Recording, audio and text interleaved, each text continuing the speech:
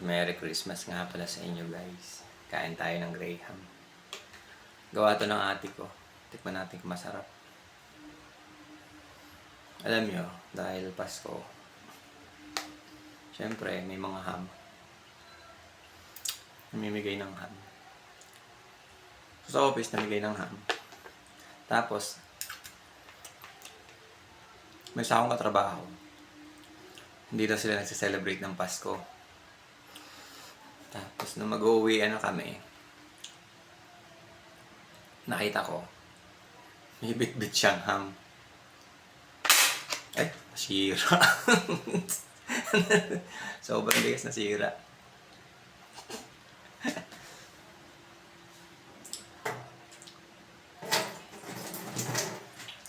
So, ayun nga. Yung isa kong katrabaho, nakita ko, may bit-bit na ham nung mag-uwi na kami. Sabi ko sa kanya, di ba wala kayong Pasko? Sabi ko, akin na lang yung ham mo.